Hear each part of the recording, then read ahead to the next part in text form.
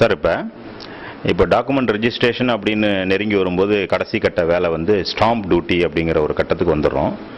அப்போ நம்ம பாண்டி ஸ்டேட்டை பொறுத்த வரைக்கும் ஆண்கள் பேரில் ரெஜிஸ்டர் பண்ணால் 10%, பெண்கள் பேரில் ரெஜிஸ்டர் பண்ணால் 5% இப்படி இருக்குது. இப்போ இந்த ஸ்டாம்ப்பு டியூட்டின்னு வந்த பிறகு ஸ்டாம்ப்பு நம்ம யாருக்கிட்ட வாங்கணும்? அனுமதி இல்லாமல் ஸ்டாம்ப் வெண்டர்ஸ் நிறைய பேர் இருக்காங்க, விலையை கூட்டி விற்கிறாங்க. இது சம்பந்தமான கொஞ்சம் விவரங்கள் எங்களுக்கு தேவை. ஸ்டாம்ப் டியூட்டிங்கிறது வந்து அரசாங்கத்துக்கு செலுத்தப்பட வேண்டிய ஒரு கட்டாய தீர்வை. அதாவது ஒரு ப்ராப்பர்ட்டி ரெஜிஸ்ட்ரேஷனுங்கும் போது சேல் ஆஃப் ப்ராப்பர்ட்டின்னு சொன்னால் 10%. ஒரு டாக்குமெண்ட் எவ்வளோ வேல்யூ வருதோ, மார்க்கெட் வேல்யூ அல்லது guideline value, GLR value, whichever is higher, அதுக்கு வந்து சேல்னா 10%, செட்டில்மெண்ட்னா 1%, இப்படி நிறைய டைப்ஸ் இருக்குது. தமிழ்நாடை பொறுத்தவரை 8%, 5%, 7% அப்படி மாற்றி வச்சுருக்குறாங்க. இதில் வந்து இந்த ஸ்டாம்ப் பேப்பர் வந்து இப்போ காரைக்காலை பொறுத்தளவில் வந்து லைசன்ஸ்டு ஸ்டாம்ப் வெண்டர் மட்டும் தான் விற்கணும். அது ஸ்டாம்ப் பேப்பர்ஸ் விற்கிறாங்கன்னா லைசன்ஸ்டு ஸ்டாம்ப் வெண்டர்ஸு. அடுத்தாப்புல நேரடியாக வாங்கணும்னா ட்ரெஷரியில் வாங்கலாம். நீங்கள் இப்போ நான் ட்ரெஷரியில் இருக்கும்பொழுது இந்த ஸ்டாம்ப் பேப்பர்ஸ் வந்து எனார்மஸாக கொண்டு வந்து வாங்கி வச்சுருந்தோம். எல்லாருக்கும் கொடுத்தோம். எல்லாருக்கும் ஃப்ரீயாக வந்து எவ்வளோ கேட்டாலும் கொடுத்துட்டு தான் இருந்தோம். வெண்டர்ஸுக்கு அதை மாதிரி எல்லாருக்கும் தட்டுப்பாடு இல்லாமல் கொடுத்துட்ருந்தோம். அது சென்ட்ரல் டெப்போலேருந்து வாங்கி இங்கே வச்சு எல்லாருக்கும் கொடுத்துட்ருக்கோம். இந்த பிரச்சனை ஏன் வருதுன்னு சொன்னால், இந்த ஜிஎல்ஆர் வேல்யூங்கிற ஒரு கேள்வி வரும்பொழுது தான் இந்த பிரச்சனை, ஸ்டாம்ப் பேப்பர் பிரச்சனையே வருது. அவங்க சார் சொல்கிற மாதிரி இருந்தால் அதிகப்படியாக கொடுத்து வாங்குறான், அது கமிஷன் நிறைய கொடுக்கணும், அது கொடுத்துட்ருக்கோம், அது எப்படி குறைக்கலாம் அப்படின்னு கேட்குறாங்க. அது வந்து என்ன ஏன் சொல்கிறாங்கன்னா 31 மார்ச்னு சொல்கிறாங்க. அதாவது ஒரு கைட்லைன் வேல்யூக்கு 31 மார்ச். 31க்கு அடுத்த நாள் 1ஆம் தேதி போகும்பொழுது அது கைட்லைன் வேல்யூ மாறிடுது. ஸோ இப்போ உதாரணத்துக்கு 1 லட்ச ரூபாய்க்கு ஒரு ப்ராப்பர்ட்டி வாங்கி நீங்கள் 31ஆம் தேதி ரெஜிஸ்டர் பண்ணிங்கன்னாக்கா 10,000 ரூபாய்க்கு ஸ்டாம்ப் பேப்பர் வச்சா போதும். அதே ப்ராப்பர்ட்டி 8 லட்ச ரூபா ஆகிடுதுன்னு வச்சுங்க, 1ஆம் தேதி ஏப்ரல் 1ல் 8 லட்ச ரூபா ஆகிடுதுன்னு சொன்னால் 80,000 ரூபாய்க்கு பேப்பர் வைக்கணும். ஸோ 70,000 ரூபா உங்களுக்கு வித்தியாசம் இருக்குது, முதல் நாளுக்கும் மறுநாளுக்கும் வித்தியாசம். ஸோ 70,000 ரூபா வரும்பொழுது அவங்க என்ன செய்கிறாங்க, எப்படியாவது பிளாக்ல ஸ்டாம்ப் பேப்பர் கிடைக்குமான்னு பார்க்குறாங்க. இந்த பிளாக்ல ஸ்டாம்ப் பேப்பர் வைக்கும்போது அவங்க ஆர்டிஃபிஷியலாக அதுக்கு உள்ள பேப்பருடைய வேல்யூ ஏற்றுறதாக இவங்க சொல்கிறாங்க. இது வந்து இவங்க சார் சொல்லும்போது நிறைய இவங்க இதை கொடுத்து இவங்க ரியல் எஸ்டேட் பண்ணுறாங்க. ரியல் எஸ்டேட் பண்ணும்போது நிறைய இவங்க வந்து ஸ்டாம்ப் பேப்பருக்கு காசு கொடுத்து வாங்க வேண்டியிருக்கு, கிடைக்கவே மாட்டேங்குதுங்கிறாங்க. அப்போ டிமாண்டை ஆர்டிஃபிஷியலாக அவங்க க்ரியேட் பண்ணி விட்றாங்க. அதை வந்து இப்போ எனக்கு தெரிஞ்ச வரையும், நான் ட்ரெஷரி ஆஃபீஸராக இருந்தேன், அப்போ எனக்கு தெரிஞ்ச வரையும் நான் என்ன செய்வேன்னா 31ஆம் தேதி எதாவது லைசன்ஸ்டு வெண்டர்ஸ் தான் ஸ்டாம்ப் பேப்பர் வச்சுக்கணும். 31ஆம் தேதி எல்லா லைசன்ஸ்டு ஸ்டாம்ப் வெண்டர்ஸையும் எவ்வளோ ஸ்டாக் பொசிஷன் உடனே வாங்கி டிசிஆர் ஆஃபீஸில் ஃபைல் பண்ணிக்கணும்.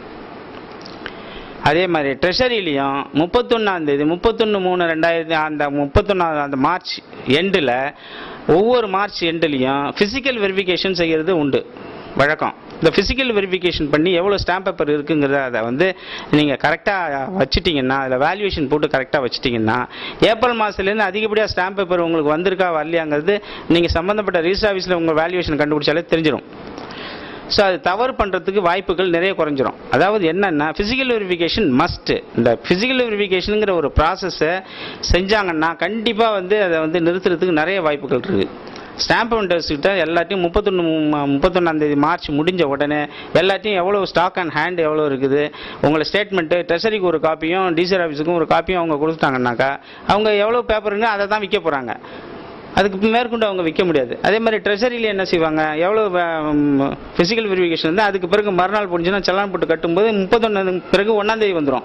1ஆம் தேதி வந்துச்சுன்னா நீங்கள் பேப்பர் ஜிஎல்ஆர் வேல்யூ 1ஆம் தேதி போட்டு வந்துச்சுன்னா நீங்கள் வந்து ஆட்டோமேட்டிக்காக ஜிஎல்ஆர் வேல்யூ ரிவைஸ்டு வேல்யூ தான் கட்ட போகிறீங்க. அப்போ அந்த ஸ்டாம்ப்பு என் பேரில் இருக்கணும், உன் பேரில் இருக்கணும், அவங்க பேரில் இருக்கணும், இது செல்லாது அப்படிங்கிற கொஸ்டின்ஸ்லாம் கொஞ்சம் குறையிறதுக்கு நிறைய வாய்ப்புகள் இருக்குது. இப்போ அனுமதி இல்லாத ஸ்டாம்ப் வெண்டர், அதாவது அனுமதி பெறாமல் வந்து இப்போ பெட்டி ஷாப்பில் வந்து ஸ்டாம்ப் விற்கிது, டாக்குமெண்ட் ரைட்டர் கிடையாது, டைப் ரைட்டர்ஸ் இருக்காங்கல்ல, அவங்க வந்து ஸ்டாம்ப் விற்கிறாங்க. இது சட்டப்படி குற்றமா அல்லது இதுக்கு வந்து எந்த அளவுக்கு தண்டிக்கக்கூடிய விஷயம்? அதாவது ரெவன்யூ ஸ்டாம்ப் வந்து எங்கே வேணாலும் வச்சு விற்கலாம். அது வந்து ரெவன்யூ ஸ்டாம்ப் வந்து பெட்டி ஷாப்பில் வச்சு விற்கிறாங்க, அதுக்கு கமிஷன் கிடையாது. ரெவன்யூ ஸ்டாம்ப்ஸுக்கு கமிஷன் கிடையாது. மற்ற அதர் ஸ்டாம்ப் பேப்பர்ஸு, அந்த கோர்ட் ஃபீஸ் ஸ்டாம்ப்பு, அதுக்கெல்லாம் வந்து ட்ரெஷரியில் கமிஷன் கொடுத்துட்றோம். அதனால் வெளியில் வச்சு பெட்டி ஷாப்பில் கொடுக்குறாங்கன்னு சொன்னால் அவங்க அதிகப்படியாக விற்கிறதுக்கு அவங்களுக்கு எந்த ரைட்ஸும் கிடையாது.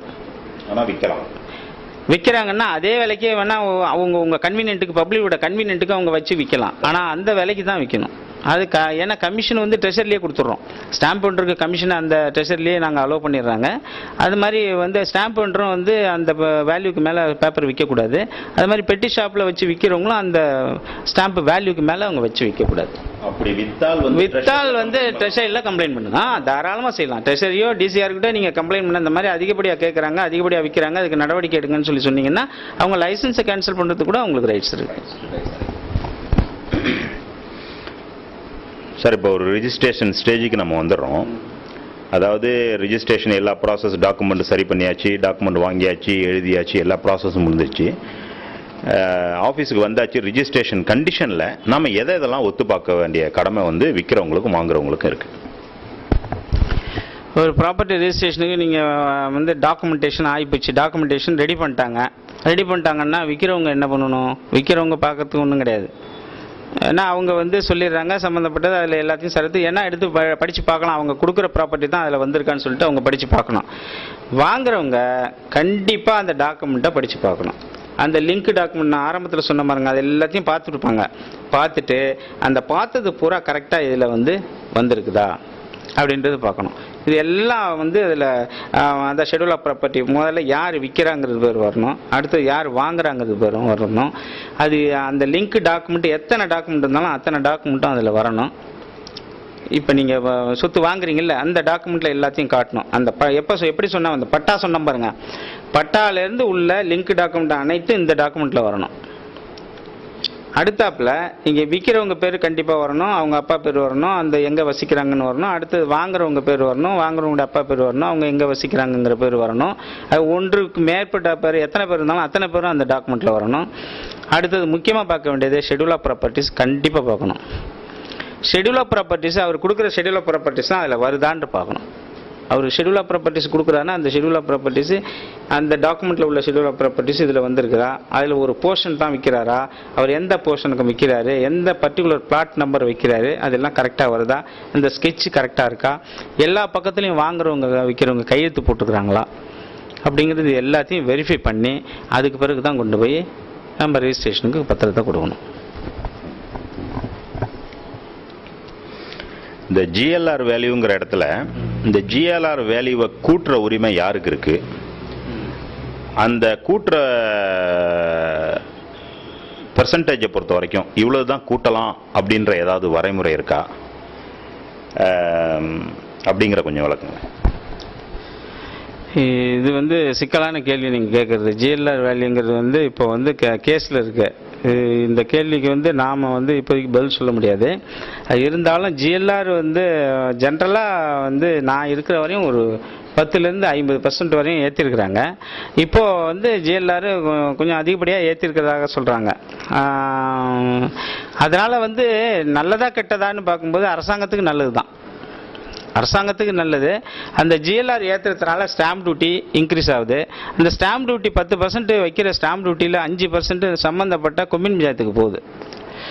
சம்மந்தப்பட்ட கொம்யூன் பஞ்சாயத்துக்கு ஃபார் இன்ஃப்ராஸ்ட்ரக்சர் டெவலப்மெண்ட்டுக்காக போகுது. இன்ஃப்ராஸ்ட்ரக்சர் டெவலப்மெண்ட்னா என்ன? ரோடு போடுறாங்க, வாட்டர் டேங்க் கட்டுறாங்க, கிணறு விட்டுறாங்க, பைப்லைன் போடுறாங்க. இதெல்லாம் இந்த இன்ஃப்ராஸ்ட்ரக்சர் டெவலப்மெண்ட்டுக்காக தான் போகுது. அதனால் வந்து அரசாங்கத்துக்கு அதிக வருவாய் வர்றது நல்லது தான் ஒரு வகையில். ஆனால் ஒரு வகையில் பாதிக்கப்படுறவங்க சில பேர் அதிகப்படியாக பாதிக்கப்படுறாங்கன்னு சொல்லி ஒரு குற்றச்சாட்டு மக்களிடையே வந்துட்டு இருக்குது. அந்த குற்றச்சாட்டை களையறதுக்கு அந்த அரசாங்கம் ஏதாவது ஒரு ரீகன்சிடர் பண்ணலாங்கிறது என்னுடைய கருத்து. அதாவது ரீகன்சிடர்னா என்ன, நான் ஏற்கனவே இது விஷயமா முந்தைய சொல்லியிருக்கிறேன். அதாவது 300லேருந்து 1000% வரையும் ஏற்றிருக்கிறாங்கும்போது ஒரு பர்டிகுலர் செக்டார் வந்து கொஞ்சம் அதிகப்படியாக பாதிக்கிற மாதிரி ரொம்ப கஷ்டப்படுறாங்க. அது பல வகையில் இன்கம் டேக்ஸ்லேருந்து பாதிக்கப்படுது. ஆனால் அவங்க அரசாங்க தரப்பில் என்ன சொல்கிறாங்கன்னாக்கா நிறையா பிளாக் மணி ஒயிட் மணி ஆகுது. ரைட்டு, பிளாக் ஒயிட் ஆகுது, அது உண்மை தான். ஆனால் ஒன்லி ரியல் எஸ்டேட் மட்டும் அதில் இன்வால்வ் ஆகலை. சாதாரண ஒரு மனிதன் கூட ஒரு பிளாட்டை வாங்குறாங்க, அரசாங்க ஊழியர் கூட ஒரு பிளாட்டு வாங்குறாங்க. அப்போ அவங்க அதிகப்படியாக போன மாதம் அதை வாங்கினதை விட இந்த மாதம் ரொம்ப அதிகப்படியாக அப்நார்மலாக போய் ஒரு 1 லட்ச ரூபா உள்ள ப்ராப்பர்ட்டி வந்து 8 லட்ச ரூபா போடும்போது 80,000 ரூபாய்க்கு அவங்க பேப்பர் வைக்கணும் அப்படிங்கிறபோது மனசு ரொம்ப பாதிக்கப்படுது. அப்போ வந்து அதை வந்து இந்த அரசாங்கம் ஒரு 50% அதாவது வருஷத்துக்கு 2 முறையா 50%, அடுத்த 50%, 100% உடையாந்துருது ஒரே வருஷத்தில். ஏற்கனவே வந்து 10% 50% ஏற்றிட்டு இருந்தாங்க. இப்போ 10ங்கிறத 50 ஆக்குங்க, அடுத்த 50 ஆக்குங்க, இப்படி போயிட்டே இருக்கட்டும். ஒரு வருஷம் என்ன மக்களும் தயாராகிடுவாங்க. 6 மாதம் ஆச்சுன்னா அடுத்தது 50% ஏறிடும், நம்ம ரெடி ஆகிடணும் அப்படின்னு சொல்லிட்டு அவங்களும் தயாராகிடுவாங்க, இதில் அடாப்ட் ஆகிடுவாங்க. இப்போ உடனடியாக போகும்பொழுது இப்போ பிரச்சனை வருது இல்லை, 7 ரூபா 50 காசு ஏற்றினோடனே அரசாங்கம் வந்து உடனே கொந்தளிப்பு வருது மக்கள்கிட்ட. அது மாதிரி கொஞ்சம் அதாவது லேசாக கொஞ்சம் ஒரு ரீகன்சிடர் பண்ணலாம். பெட்ரோல் விலை ஏற்றினது கொஞ்சம் ஒரு கொந்தளிப்பு மாதிரி தெரியுது பாருங்க. அது மாதிரி ஒரு அரசாங்கம் எடுக்க வேண்டிய தீர்மானம், அது நம்ம சொல்ல முடியாதது. அது கொஞ்சம் குறைக்கலாம். சில இடங்களில் வந்து ரொம்ப அதிகப்படியாக இருக்கிறத வந்து கொஞ்சம் குறைக்கிறதுக்கு நடவடிக்கை எடுக்கலாம்.